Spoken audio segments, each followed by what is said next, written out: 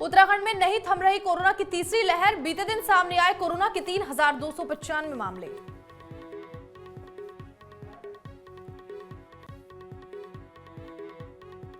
Garhwal university के 30 छात्र हुए कोरोना संक्रमित। संक्रमित छात्रों को परिसर में किया गया आइसोलेट।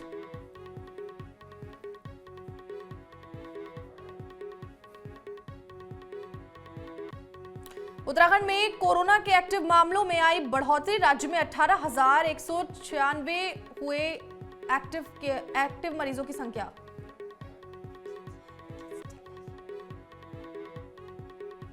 प्रदेश में कोरोना जांच के लिए बड़ी चुनौती। लैब टेक्नीशियंस के पदों पर अब तक नहीं हुई भर्ती।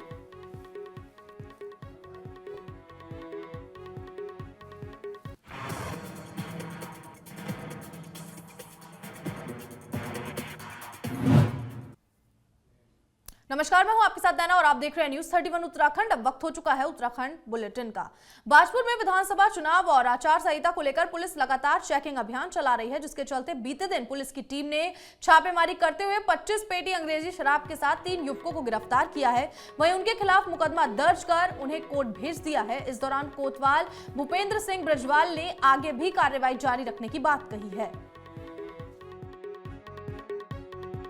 ये सुल्तानपुर पट्टी रेलवे क्रॉसिंग के पास की बात है। कल हमारी जो संयुक्त टीम है एसओजी और चौकी पुलिस जो बाजपुर पुलिस, उसके द्वारा ये बरामदगी की गई है, जिसमें 25 पेटियाँ इंग्लिश शराब की है, जिसमें 3 अभियुक्त गिरफ्तार हैं। उनके खिलाफ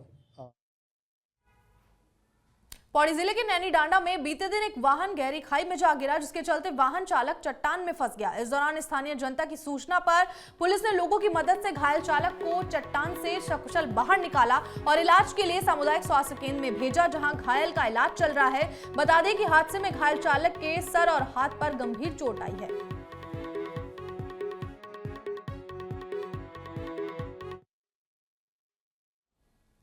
पिथौरागढ़ में लगातार कोरोना का ग्राफ बढ़ता जा रहा है। बता दें कि जिले में अब तक 360 से ज्यादा एक्टिव मामले हो गए हैं। वहीं बीते 2 दिनों की बात की जाए तो जिले में 2 दिनों के अंदर एक डॉक्टर समेत 180 नए मामले सामने आए हैं, जिसके बाद से स्वास्थ्य विभाग में अफरा तफरी मच गई है। वहीं कोरोना से निपटने के लिए प्रशासन ने लगातार वैक्सीनेशन के साथ ही सैंपलिंग का काम भी तेज कर दिया है और 16 कोरोना पॉजिटिव लोगों को जिला अस्पताल में भर्ती किया गया है।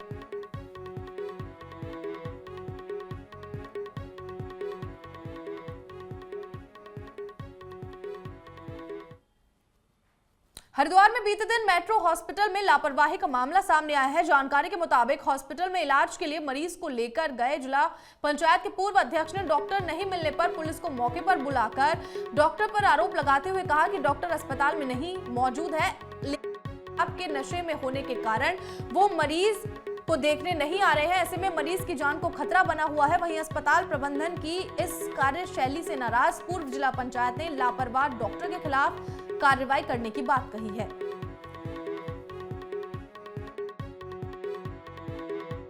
रोशनाबाद सलेमपुर का रहने वाला मेरे गांव का, वो परसों यहाँ आए।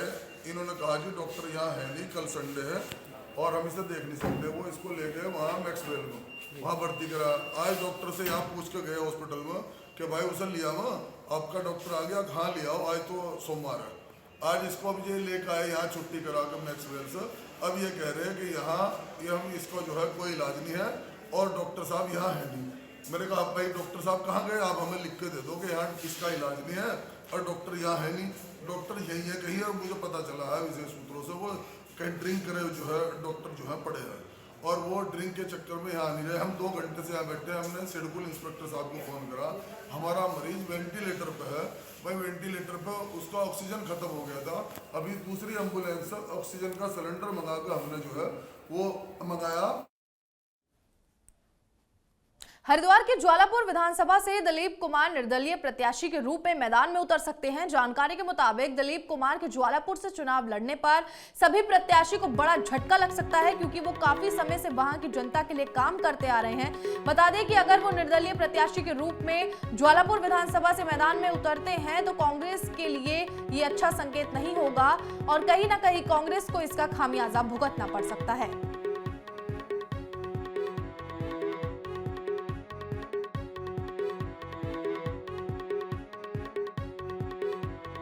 जलालपुर विधानसभा, जिसमें लगभग 68 गांव आते हैं, और उसमें पूरे विधानसभा में जो प्रमुख है हमारी पंचपुरी, जिसमें लगभग 5 गांव हैं और 5 गांव में 17,000 वोट, इतना बड़ा वोट बैंक है हमारे यहाँ। लेकिन जितने भी राजनीतिक दल यहाँ आते हैं केवल अपने स्वार्थ के लिए आते हैं।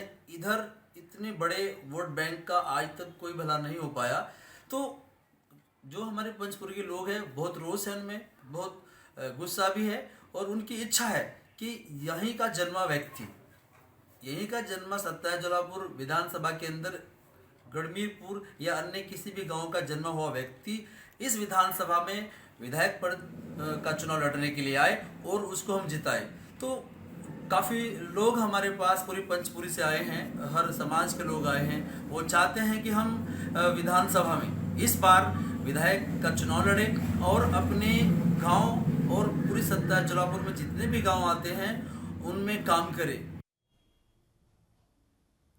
पौड़ी जिले में बीते दिन राष्ट्रीय पुरानी पेंशन बहाली संयुक्त मोर्चा के प्रदेश महासचिव सीताराम पोखरियाल ने कहा कि वो पिछले लंबे समय से अपनी एक सूत्रीय मांग को लेकर आंदोलन कर रहे हैं, लेकिन सरकार ने उन्हें सिर्फ आश्वासन ही दिया है। इसलिए अब उनके संगठन ने फैसला लिया है कि जो भी पार्टी उनकी मांगों को अपने घोषणा पत्र पर शामिल करती है और सरकार बनने पर उन मांगों को लागू करती है तो संगठन पूर्ण रूप से उस पार्टी को समर्थन करेगा। वहीं मोर्चा के मंडल संयोजक जसपाल रावत ने कहा कि अगर पार्टियों की ओर से घोषणा पत्र में उनकी एक मांग को नहीं रखा जाता तो पार्टियों को इसके परिणाम भुगतने के लिए तैयार रहना होगा।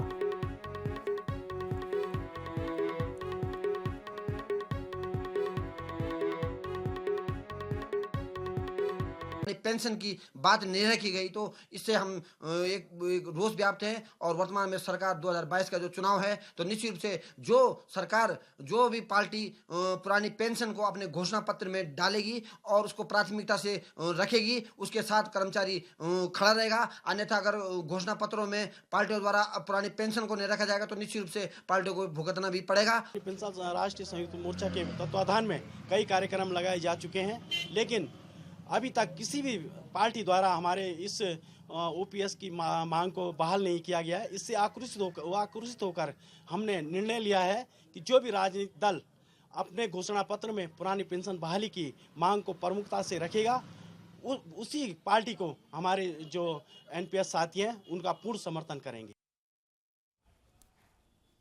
हरिद्वार में बीते दिन आम आदमी पार्टी के प्रदेश प्रभारी दिनेश मोहनिया ने चुनाव को लेकर प्रेस वार्ता की और मैनिफेस्टो टीम का गठन कर कर्नल सुनील कोटनाला को टीम का अध्यक्ष बनाया। इस दौरान पार्टी नेता हेमा भंडारी ने कहा कि जनता से राय लेकर ही पार्टी आने वाले विधानसभा चुनाव के लिए अपना मैनिफेस्टो बनाएगी, जिसके लिए सुझाव लेने भी शुरू कर दिए गए हैं। वहीं जिला मीडिया सह प्रभारी अनिल सती ने कहा कि पार्टी अपने चुनावी मैनिफेस्टो में किए सभी वादों को पूरा करेगी।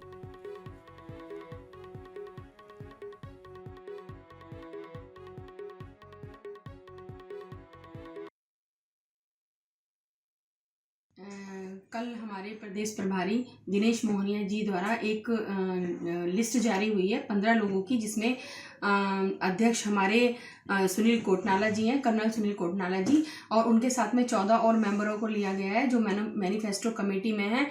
और इस कमेटी का ये काम होगा कि जो भी मैनिफेस्टो तैयार होगा वो जनता की राय लेके होगा। जनता के बीच में जाके ये कमेटी जाएगी अपनी टीमों के साथ और सभी के विचार लेगी और सभी तरह की विचारों के बाद सबके विचार लेने के बाद हमारा आम आदमी पार्टी का मैनिफेस्टो तैयार होगा।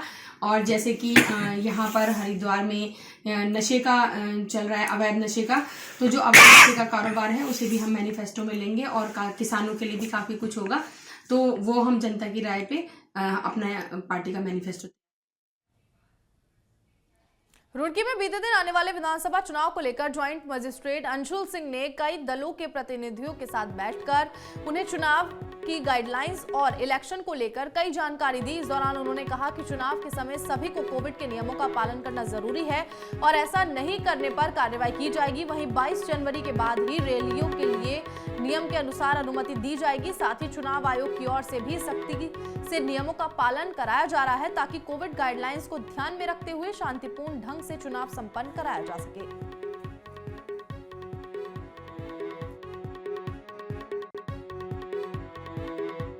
उसमें हमने इन्हें ब्रॉड गाइडलाइंस बताई हैं, जो भी कोविड की गाइडलाइंस हैं विद रिस्पेक्ट टू इलेक्शन, उसके बारे में अवगत कराया गया है। बताया गया पब्लिक जो रैलीज हैं आपकी 22 तारीख तक बंद है।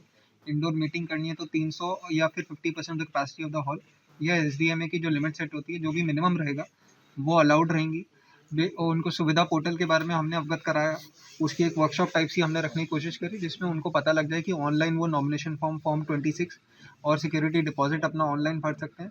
साथ ही साथ जो पोस्टर्स और पैम्फलेट्स के इश्यूज आ रहे थे, कुछ डाउट्स हो रहे थे, तो उसमें बताया कि उसमें प्रिंटर और पब्लिशर का नाम आपका रहना चाहिए और एक कॉपी उन्हें डिस्ट्रिक्ट मजिस्ट्रेट के पास सबमिट करनी पड़ेगी बांटने से पहले। थर्डली और इम्पॉर्टेंटली हमने उन्हें इलेक्शन एक्सपेंडिचर मॉनिटरिंग के बारे में बताया, जो बेसिक इश्यूज आ सकते हैं। टेम्प्रेरी ऑफिसर्स के बारे में बताया है और उनको जो भी हमने सुप्रीम कोर्ट का एक ऑर्डर भी था कि 48 आवर्स के अंदर अगर कोई क्रिमिनल एंटीसीडेंट का कोई भी अगर पॉलिटिकल पार्टी कैंडिडेट आता है तो पॉलिटिकल पार्टी की जिम्मेदारी होती है कि फॉर्मेट C7 में उसको न्यूज़पेपर नेशनल और लोकल और अपने सोशल मीडिया पे वो डालें और अपनी वेबसाइट पे डालें। फिलहाल उत्तराखंड बुलेटिन में इतना ही। आप देखते रहिए News 31 उत्तराखंड। नमस्कार।